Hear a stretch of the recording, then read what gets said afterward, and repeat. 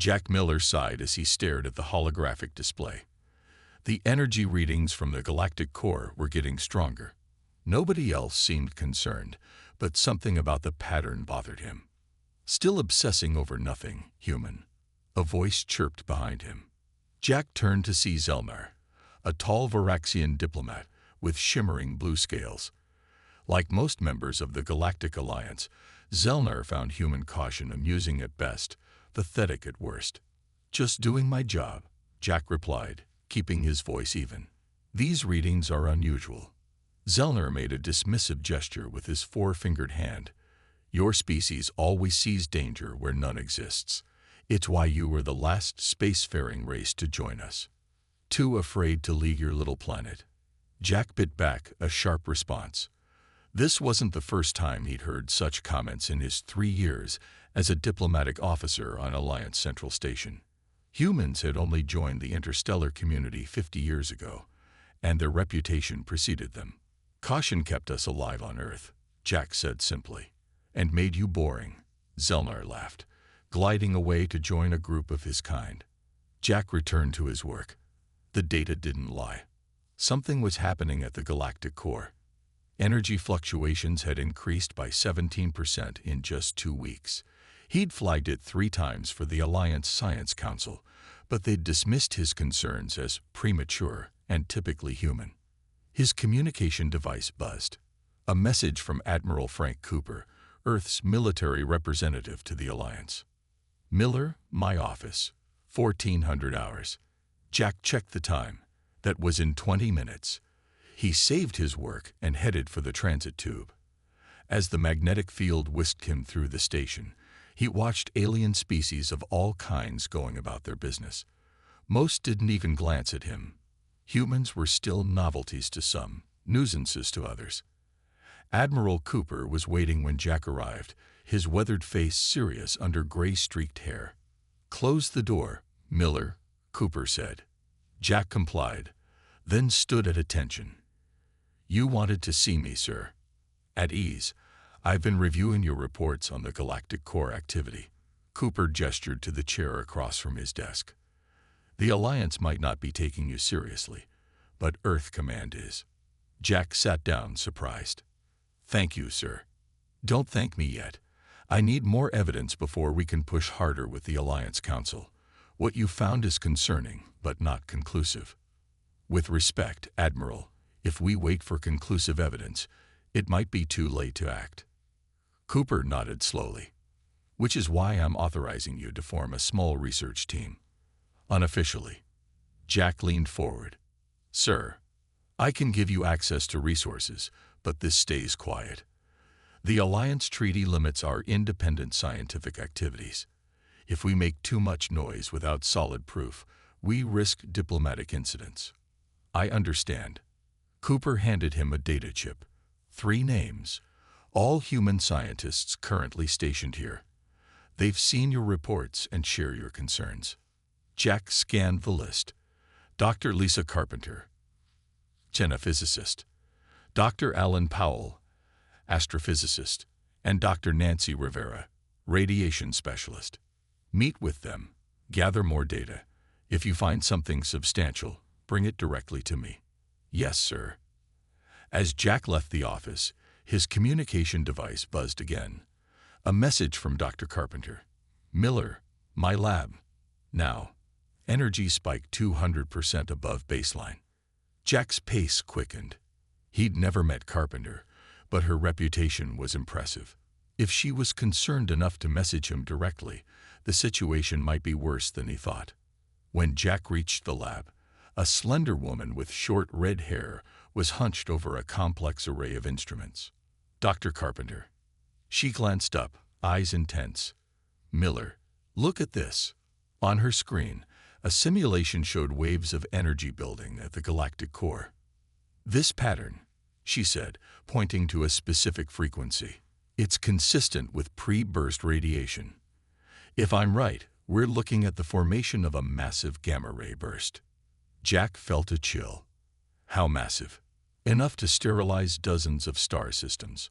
She looked directly at him. "And the Alliance is doing nothing." "Not nothing," Jack replied. We are. Lisa Carpenter's lab became their unofficial headquarters over the next week.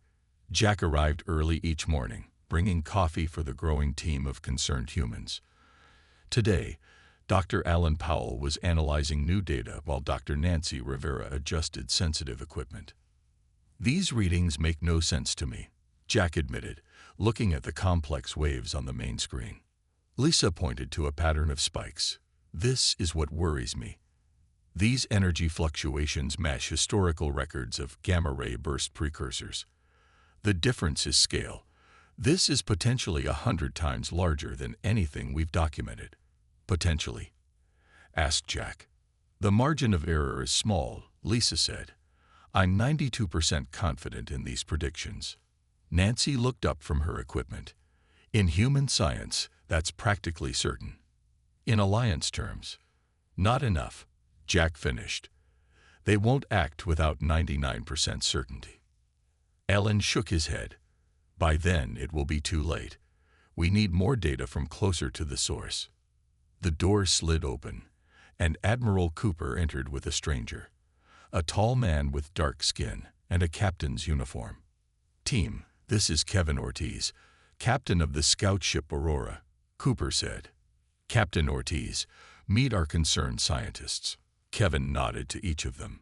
Admiral Cooper briefed me. You need better readings from near the galactic core. Can you get them?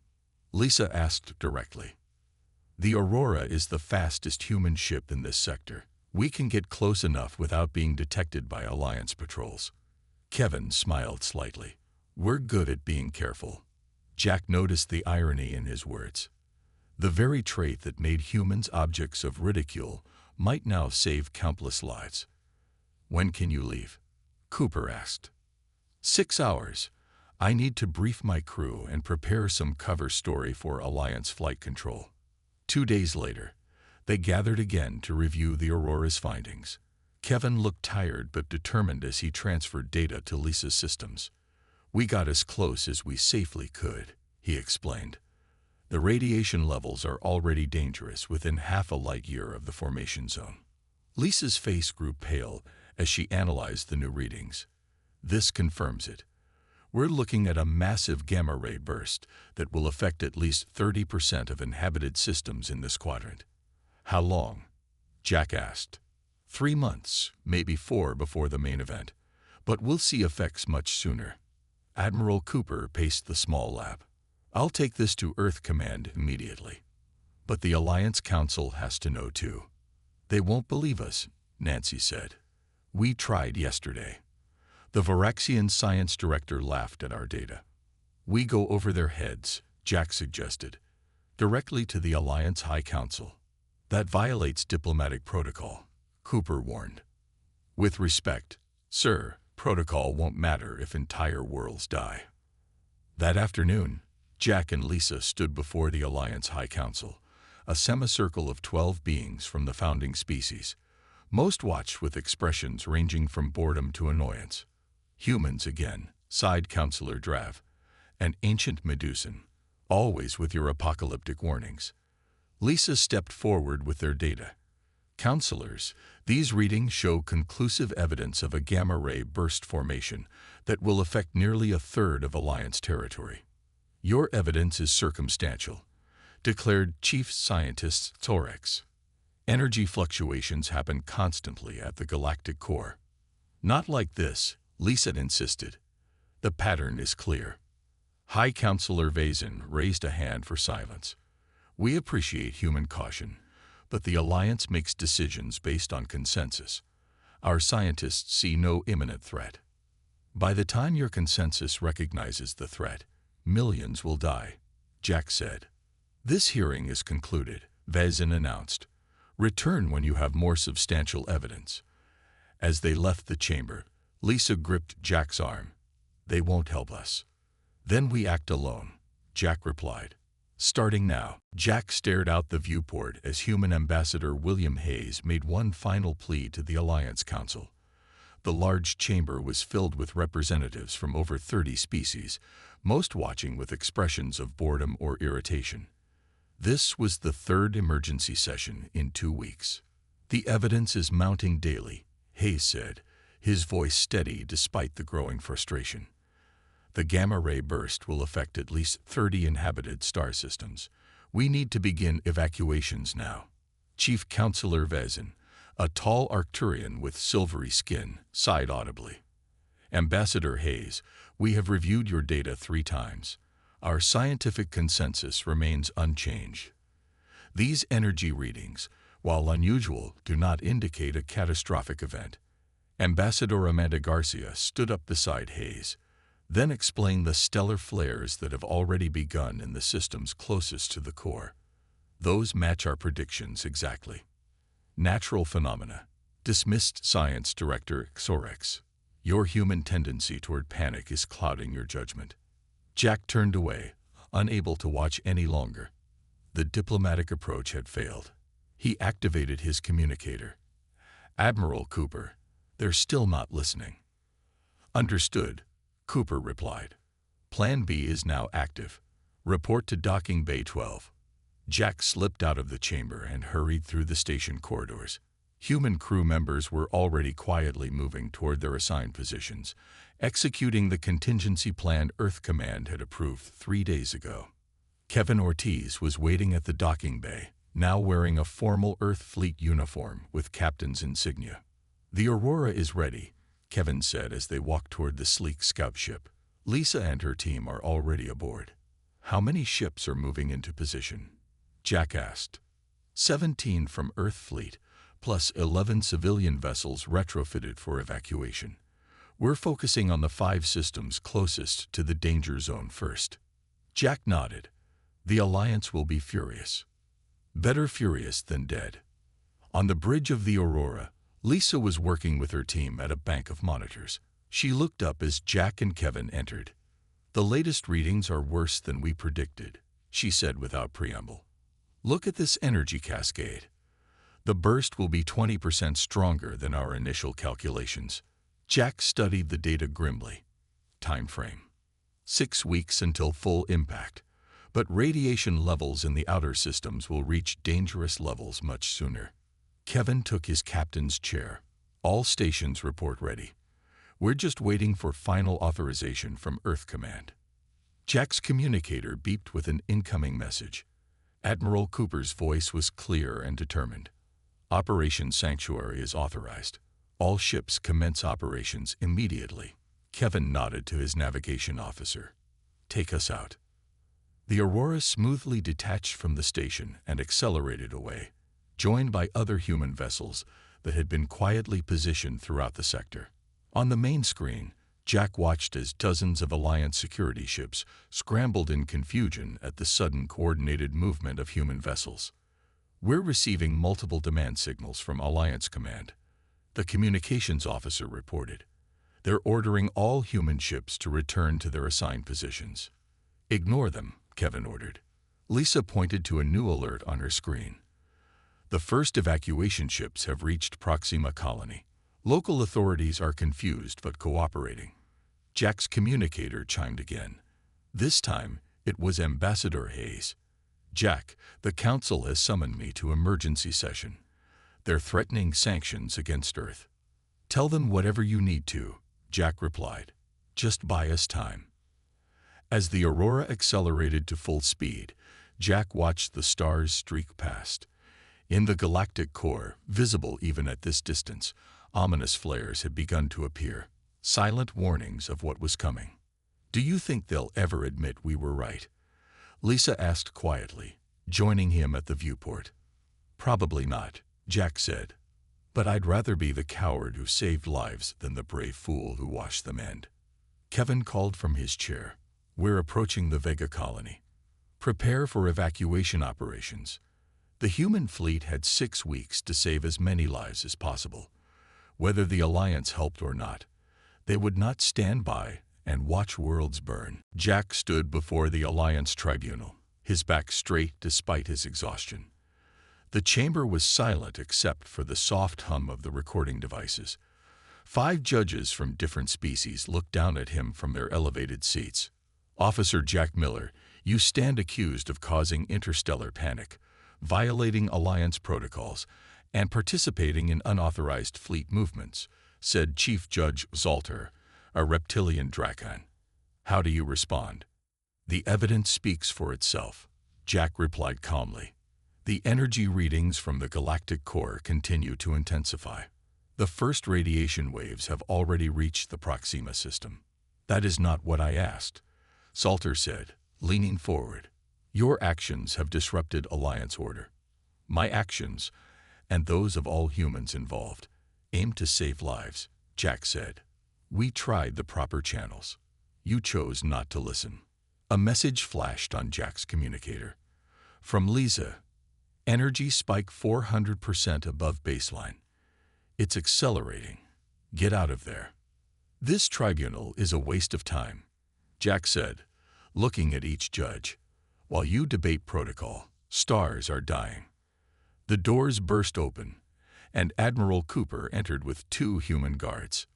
Officer Miller is being recalled to Earth duty immediately. This proceeding is not finished, protested Judge Zalter. It is for us, Cooper said.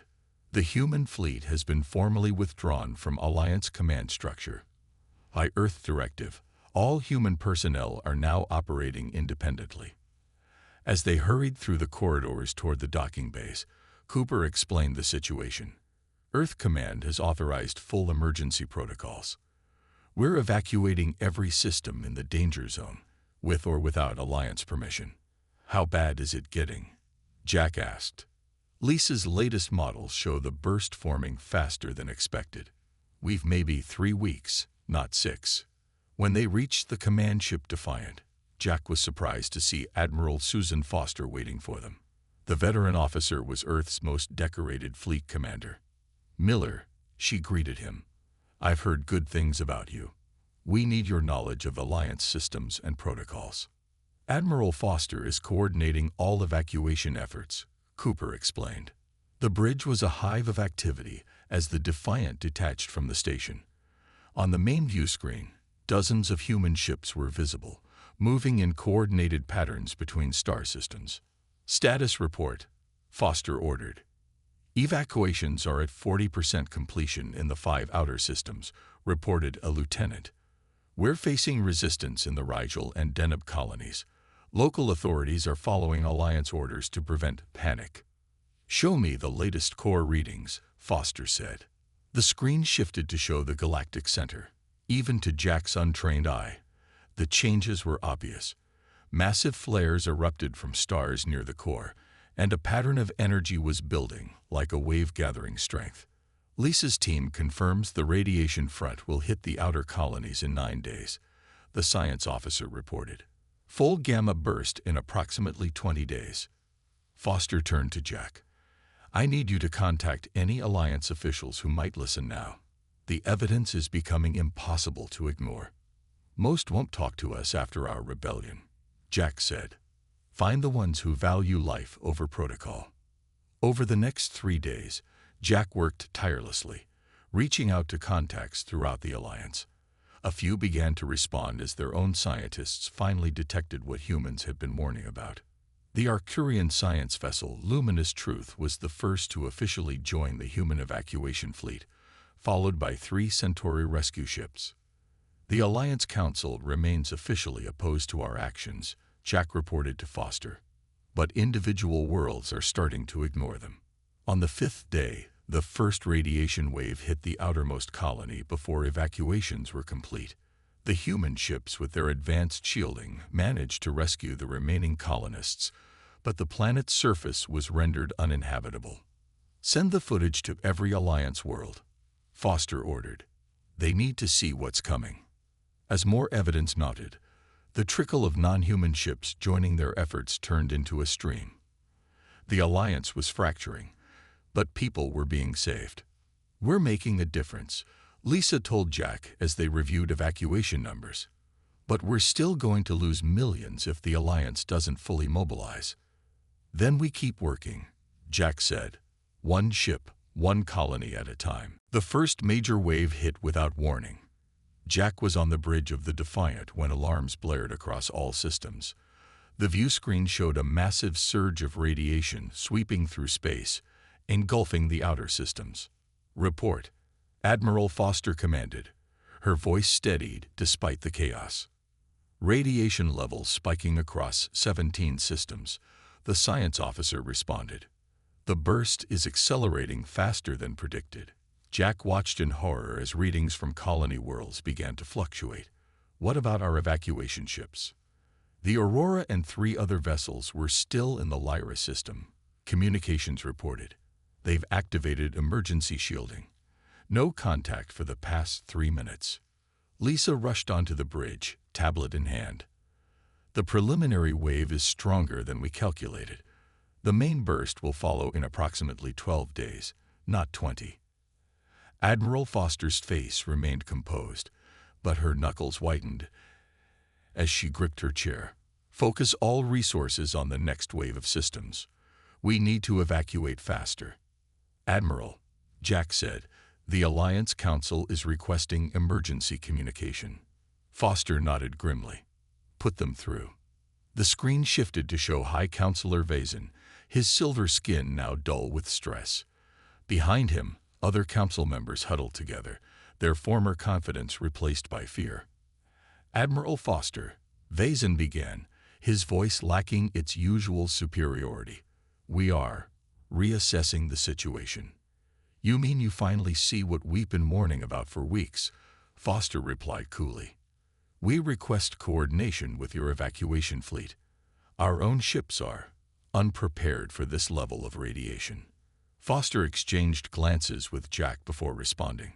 "We'll transmit shield modifications and evacuation protocols immediately. Direct your vessels to these coordinates." As the call ended, Lisa approached with new data. "The Aurora is back in contact. They saved most of the Lyra colony, but Captain Ortiz reports heavy damage to their ship." "Get me a direct line," Jack demanded. Kevin's face appeared on a secondary screen, smoke visible behind him. "We're alive, barely. Had to push the shields beyond safety limits." "Casualties?" Jack asked. 12 crew members with radiation exposure. We lost 30 colonists when Docking Bay 2 was breached. The rest made it." Foster joined the conversation. "Captain Ortiz, can the Aurora still fly?" "Yes, Admiral. We've sealed the damaged sections. We can make one more run." "Negative," Foster ordered. "Return to the fleet for repairs." "With respect, Admiral," Kevin said, "there are still people out there. We're the fastest ship you have." Lisa interrupted with urgent news. "The Alliance Science Directorate has finally shared their data. Combined with ours, I can predict exactly which systems will be hit next and how badly." Jack studied the new projections. "The Vega and Altair systems will be hit hardest. Millions of people, and they've barely started evacuations. The Alliance fleet isn't equipped for this kind of rescue," Foster said. "Their ships lack proper radiation shielding." "Then we teach them," Jack suggested.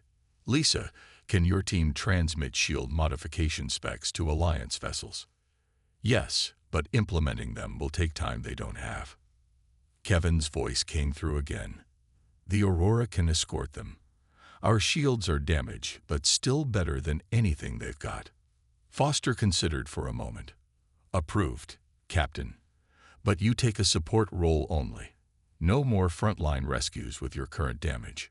As the Aurora limped toward the Alliance fleet gathering near Vega, Jack coordinated communications between human and alien ships.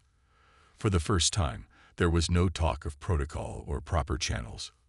Only the desperate race to save lives. On the main screen, they watched the radiation wave approaching the populated systems.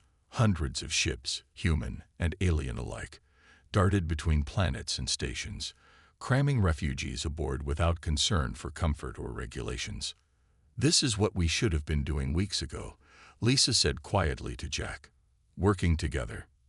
"Some lessons come too late," he replied, watching as the wave edged closer to the evacuation zone. The next 12 hours would determine how many would survive when the full burst finally came. Jack stood at the observation window of Alliance Central Station, watching as refugee ships continued to arrive. 3 weeks had passed since the gamma-ray burst had reached its peak intensity. The final death toll was still being calculated, but the numbers were far lower than they might have been. "Officer Miller," a voice called from behind him. Jack turned to see High Counselor Vezin approaching, accompanied by 2 aides. The Arcturian's silver skin had regained some of its luster, but his eyes still carried the haunted look that had become common among Alliance officials. "High Counselor," Jack acknowledged with a small nod. "The full council has completed its assessment of the crisis response," Vezin said. "I wanted to inform you personally before the public announcement." Jack waited silently. After everything that had happened, Alliance bureaucracy seemed trivial. "All sanctions against human vessels and personnel have been lifted," Vezin continued. "Furthermore, the tribunal findings against you have been expunged from all records." "Thank you," Jack said simply. Vezin seemed uncomfortable with Jack's reserved response. "There is more. The Council has unanimously voted to establish a new early warning division. We would like you to head this division." Jack raised an eyebrow. "Me? I thought I was the troublemaker who caused interstellar panic." "What you did," Vezin said carefully, "was save lives. Billions of them. The worlds that followed human evacuation protocols survived with minimal casualties. Those that refused," he didn't finish the sentence. "The Centauri system had been the most stubborn, refusing human assistance until the last moment. Now it was a graveyard of dead worlds, their surfaces scoured of life by the intense radiation." "I'll consider the offer," Jack said. As Vezin departed, Lisa joined Jack at the window. Her team had worked nonstop during the crisis, coordinating with alien scientists to protect as many worlds as possible. "I heard about your job offer," she said. "The hero gets his reward." "I'm no hero," Jack replied. "Just someone who was scared enough to act." "That's what the Alliance is finally understanding," Lisa said. "What they called cowardice was actually wisdom. Fear can be useful when it leads to preparation." They watched as the Aurora docked at the far side of the station.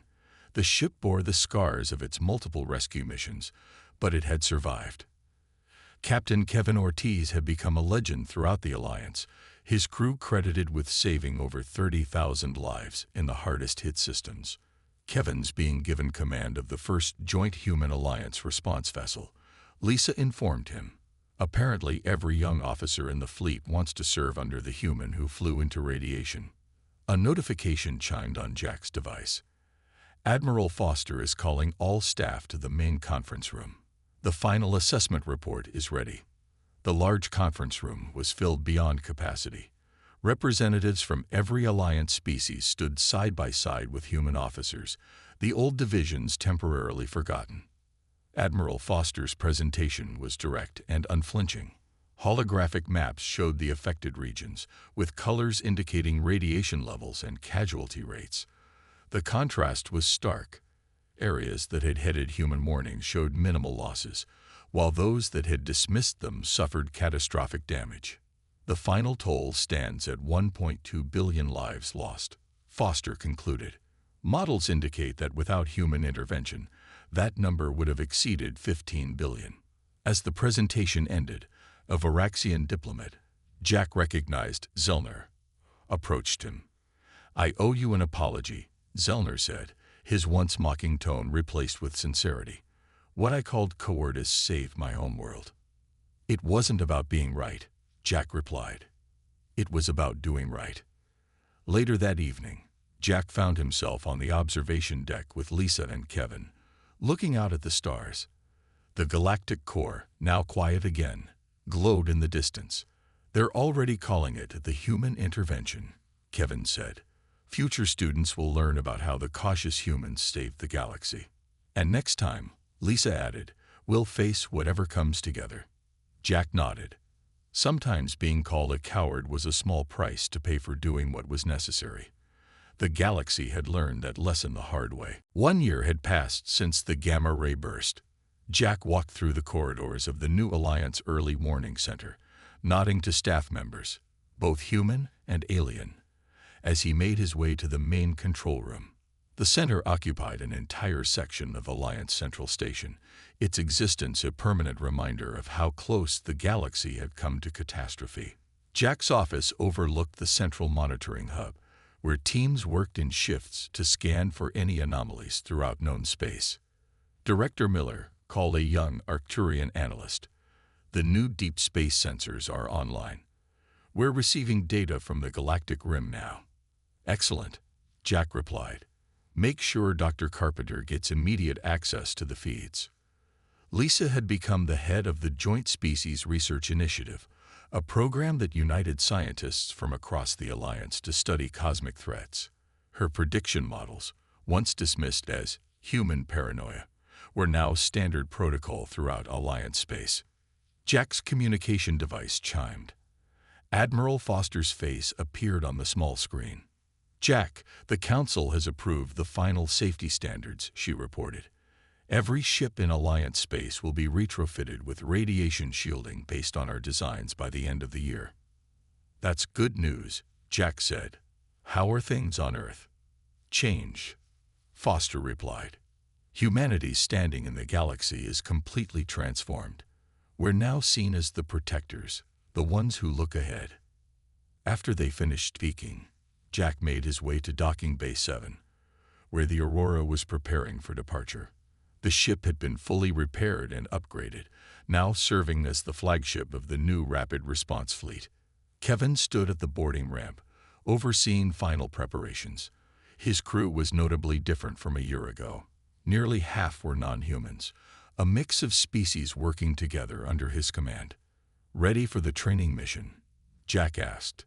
Kevin smiled. First mixed species crew to attempt the Outer Rim patrol. The Varaxians were especially eager to join. Apparently, they now believe human caution is worth learning. Just don't let them near the weapon systems. They're still a bit too enthusiastic sometimes. They both laughed, a luxury that would have seemed impossible during the crisis. As Kevin's ship departed, Jack made his way to the Grand Council chamber for the anniversary ceremony. The large room was packed with representatives from every world in the Alliance. High Counselor Vazin stood at the central podium.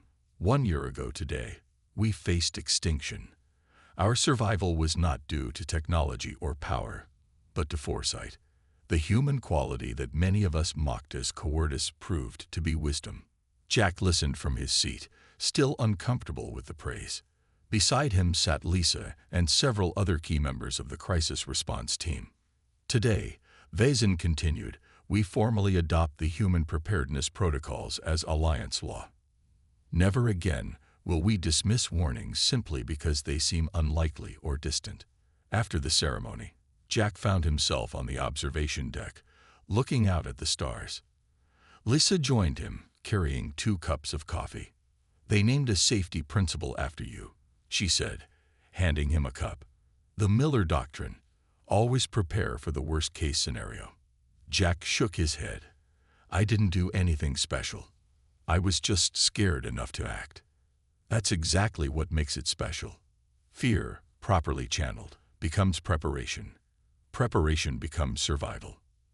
An alert sounded on both their devices simultaneously. Jack checked the message and felt a familiar tension in his chest. Unusual readings from the Andromedan approach. Could be nothing. Or it could be something. Lisa finished. "Want to check it out?"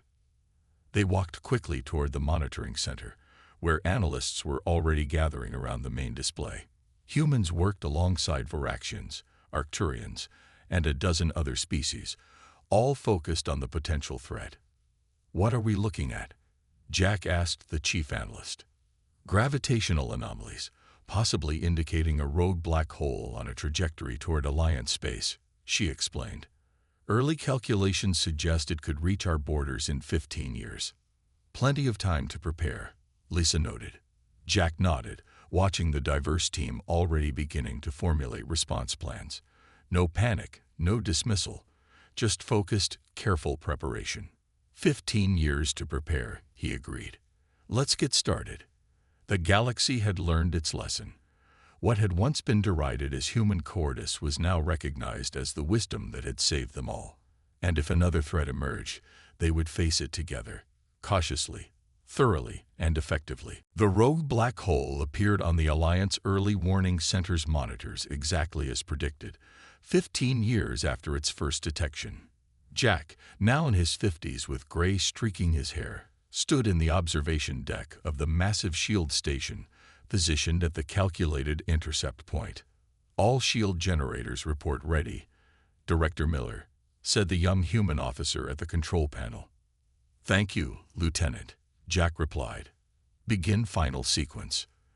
The shield station was humanity's greatest contribution to Alliance technology.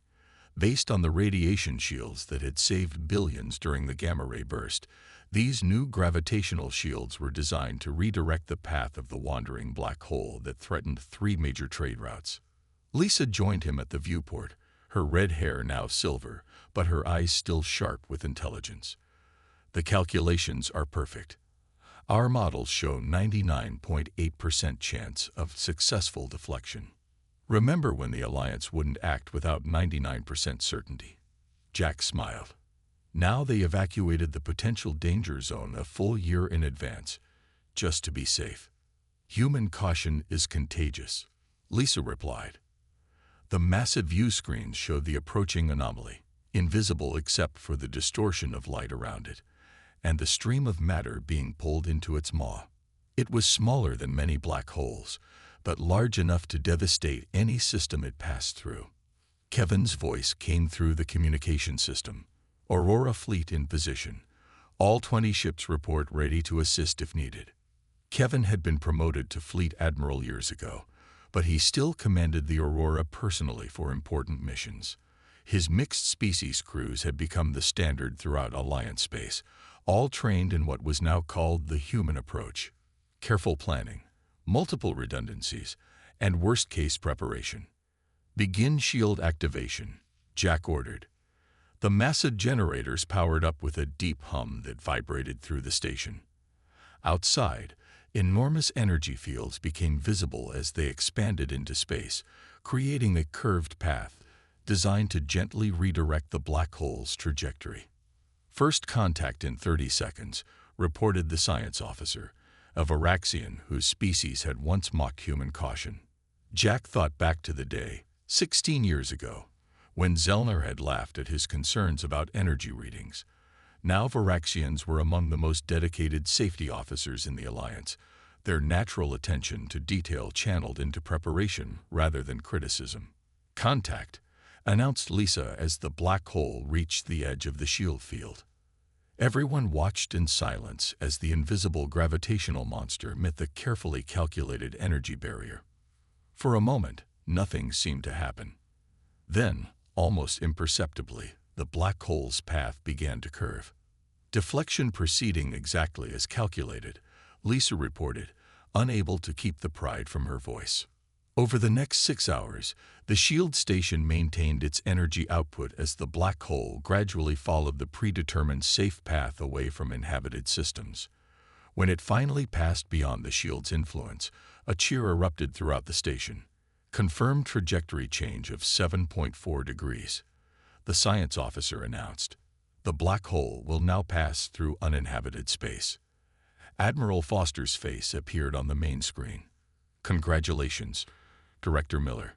Another crisis averted before it even became one." Later, as the celebration continued around them, Jack, Lisa, and Kevin stood together in the quiet of the observation lounge. 20 years ago, they called us cowards for worrying about risks," Kevin said. "Now the entire Alliance celebrates because we worried about a black hole 15 years in advance." "It's not about fear," Jack reflected. "It's about respect for the dangers of the universe, and the wisdom to prepare for them," Lisa added. As they looked out at the stars, a young Arcturian officer approached them hesitantly. "Directors, Admiral, I'm sorry to interrupt, but we've detected unusual radiation patterns from the direction of the Crad Nebula." Jack exchanged glances with his old friends. "Probably nothing to worry about," he said. "But we'll check it thoroughly anyway." All three finished in unison. The legacy of the cowardly humans had become the foundation of a safer galaxy, not because they feared more, but because they cared enough to prepare.